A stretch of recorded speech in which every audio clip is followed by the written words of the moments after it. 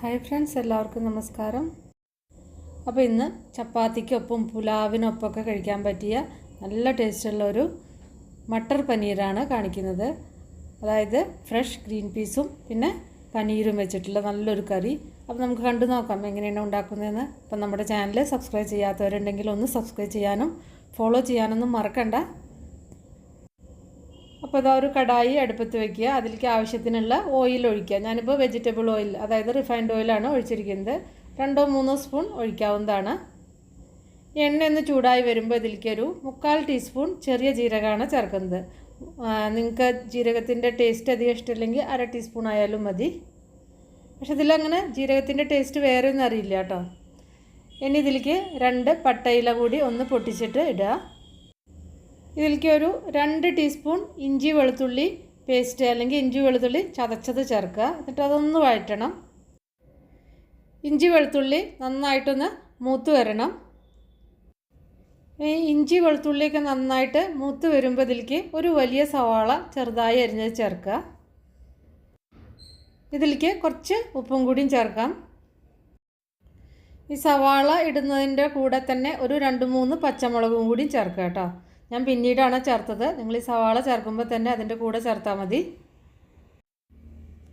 ഇപ്പോൾ ഇതാ എല്ലാം ഒന്ന് നന്നായിട്ട് വഴന്നു വന്നിട്ടുണ്ട്. ഇനി ഇതിലേക്ക് പൊടികളൊക്കെ ചേർക്കാം. ഇതിലേക്ക് ഒരു 1/4 ടീസ്പൂൺ മഞ്ഞൾപ്പൊടിയാണ് ചേർക്കുന്നത്. പിന്നെ ഒരു 2 ടീസ്പൂൺ മല്ലിപ്പൊടിയാണ്. എപ്പോഴും ഈ മല്ലിപ്പൊടിയുടെ അളവാണ് എപ്പോഴും നമ്മൾ കറികൾക്ക് ആ ടേസ്റ്റ് വ്യത്യാസപ്പെടുത്തുന്നത്. ചില കറികളിൽ മല്ലിപ്പൊടി കൂടുതൽ വേണ്ടി വരും, ചിലതിൽ മല്ലിപ്പൊടി വളരെ കുറച്ചേ ചേർക്കുള്ളൂ. ഇനി ഇതിലേക്ക് ഒരു 1.5 ടീസ്പൂൺ കാശ്മീരി ചില്ലി പൗഡറാണ് ഞാൻ ചേർക്കുന്നത്. അതാവുമ്പോൾ അധികം എരിവൊന്നുമില്ല, കറിക്ക് നല്ല കൊഴുപ്പ് കിട്ടും, നല്ലൊരു രുചി ഉണ്ടായിരിക്കും, നല്ല കളറും ഉണ്ടായിരിക്കും. അപ്പോൾ നിങ്ങളുടെ കയ്യിൽ സാധാരണ എരിവുള്ള മുളക് പൊടിയാണെങ്കിൽ നിങ്ങളുടെ എരിവിനനുസരിച്ച് മാത്രം ചേർക്കുക.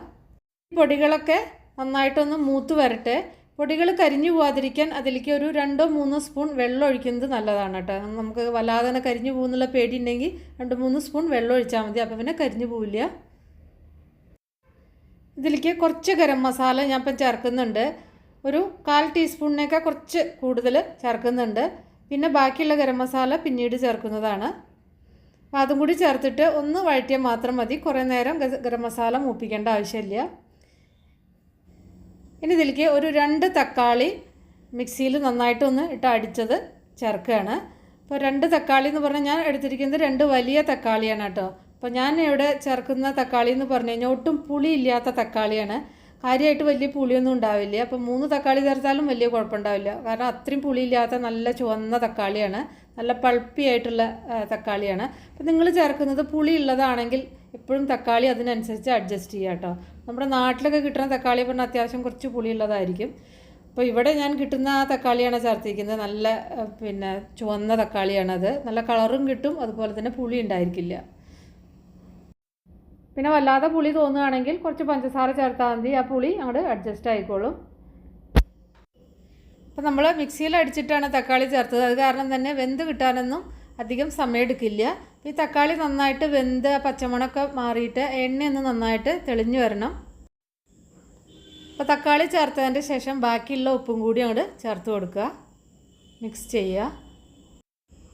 അപ്പോൾ അതാ തക്കാളിയൊക്കെ നന്നായിട്ട് വെന്ത് നന്നായിട്ട് വഴന്ന് കിട്ടിയിട്ടുണ്ട്, പച്ചമണമൊക്കെ പോയിട്ടുണ്ട്, എണ്ണ തെളിഞ്ഞിട്ടുണ്ട്.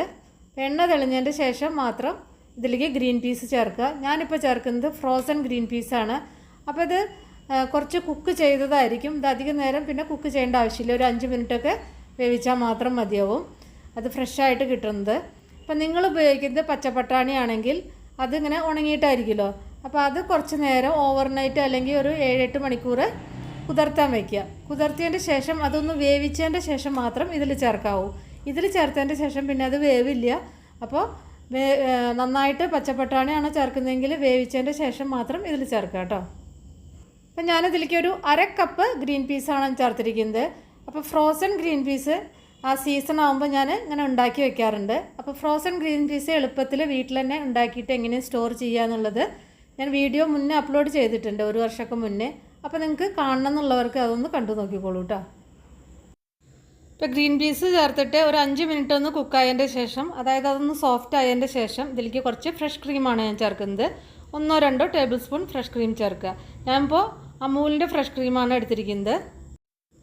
അമൂലിൻ്റെ ഫ്രഷ് ക്രീം പൊതുവെ ഒട്ടും ഫാറ്റ് ഇല്ലാതെ നല്ല ക്രീമി ആയിട്ടുള്ള ഒരു ഇതായിരിക്കും. നിങ്ങളുടെ കയ്യിൽ ഇപ്പോൾ അമൂലിൻ്റെ ഫ്രഷ് ക്രീം നിങ്ങൾക്ക് കിട്ടാനൊക്കെ ബുദ്ധിമുട്ടാണെങ്കിൽ വീട്ടിൽ തന്നെയുള്ള പാൽപ്പാടല്ലേ, അതാവുമ്പോൾ കുറച്ച് അതിൽ ഫാറ്റ് ഉണ്ട് കേട്ടോ, പക്ഷെ അത് നല്ലതാണ്, കുഴപ്പമൊന്നുമില്ല. അതിലൊരു 2-3 ടേബിൾ സ്പൂൺ എടുത്തിട്ട് അതിലേക്ക് 1-2 സ്പൂൺ പാലൊഴിക്കുക. എന്നിട്ട് മിക്സിയിലൊന്ന് അടിച്ചു കഴിഞ്ഞാൽ നമുക്ക് പെട്ടെന്നൊരു ഫ്രഷ് ക്രീമൊക്കെ ഉണ്ടാക്കിയെടുക്കാൻ പറ്റും. അത് ഇതിലേക്ക് ചേർത്താൽ മതി. കുറച്ച് പാലൊഴിച്ചിട്ട് അടിക്കാവൂ കേട്ടോ. വീട്ടിൽ നമ്മൾ നെയ്യ് ഉണ്ടാക്കാനൊക്കെ പാൽപ്പാട സൂക്ഷിക്കില്ലേ, ആ പാൽപ്പാട എടുത്തിട്ട് അത് കുറേ പഴതൊന്നും ആവരുതെന്ന് മാത്രം, അതെടുത്തിട്ടൊന്ന് അടിച്ചിട്ട് ഇതിൽ ചേർത്താൽ മതി. കുറച്ച് പാൽ ചേർത്തിട്ട് അടിക്കുക. അപ്പോൾ ഫ്രഷ് ക്രീമായി. അമൂലിൻ്റെ കിട്ടുമെങ്കിൽ പിന്നെ അതന്നെ ചേർക്കുക. അതും കൂടി ചേർത്തിട്ട് നന്നായിട്ടൊന്ന് മിക്സ് ചെയ്യുക. ഒരു 2 മിനിറ്റ് കുക്കായതിൻ്റെ ശേഷം അതിലേക്ക് കുറച്ച് കസൂരി മേത്തി ചേർക്കുക. ഞാനിപ്പോൾ ഒരു ടേബിൾ സ്പൂൺ ചേർത്തിട്ടുണ്ട്. കസൂരി മേത്തി അധികമായി പോകരുത് കേട്ടോ, അപ്പോൾ ഒരു കയ്പ്പ് വരും. കസൂരി മേത്തി ചേർക്കുമ്പോൾ വേറൊരു ലെവലാണ് കറിയുടെ ആ ടേസ്റ്റിനും ആ ഫ്ലേവറിനൊക്കെ. ഇനിയിപ്പോൾ നിങ്ങൾക്ക് എങ്ങാനും കിട്ടാൻ ബുദ്ധിമുട്ടുണ്ടെങ്കിൽ മല്ലിയില മാത്രം ചേർത്താൽ മതി. പക്ഷേ ഇപ്പോൾ കസൂരി മേത്തിയൊക്കെ നാട്ടിൽ പൊതുവേ എല്ലാ സൂപ്പർ മാർക്കറ്റിലൊക്കെ കിട്ടുന്നുണ്ട്. ഇതിലേക്ക് ഞാനൊരു 250 ഗ്രാം പനീരാണ് ചേർക്കുന്നത്. ഫ്രഷായിട്ടുള്ള പനീറാണ്. പനീർ ചേർക്കുമ്പോൾ ഞാൻ എല്ലാ പനീറിൻ്റെ കറികളിലും ഞാൻ പറയാറുണ്ട്, പനീർ ചേർക്കുമ്പോൾ കുറേ നേരം ഇട്ടിട്ട് കുക്ക് ചെയ്യരുത്, അത് ഹാർഡായി പോവും. ഇതിലേക്ക് നല്ല ചൂടുള്ള വെള്ളം കുറച്ച് ഒഴിക്കുക. വെള്ളം കുറേ അങ്ങോട്ട് ഒഴിക്കരുത്, കാരണം അത് കുറച്ചിങ്ങനെ തിക്കായിട്ടുള്ളൊരു ഗ്രേവി ആയിരിക്കും. ഒരു 1/4 കപ്പോളം ഒഴിച്ചിട്ട് ഒന്ന് കുക്ക് ചെയ്യുക. ആവശ്യത്തിന് ഉപ്പൊക്കെ ചേർക്കുക കേട്ടോ. അപ്പം നിങ്ങൾ ഫ്രോസൺ ഗ്രീൻ പീസാണ് ഉപയോഗിക്കുന്നതെങ്കിൽ അത് ഫ്രീസറിൽ നിന്ന് എടുത്തിട്ട് ഒരു അരമണിക്കൂർ മുമ്പേ ഒന്ന് പുറത്തേക്ക് വെക്കുക കേട്ടോ. അതിൻ്റെ ശേഷം കറിയിലിടുക, ഒന്ന് സോഫ്റ്റ് ആയതിൻ്റെ ശേഷം.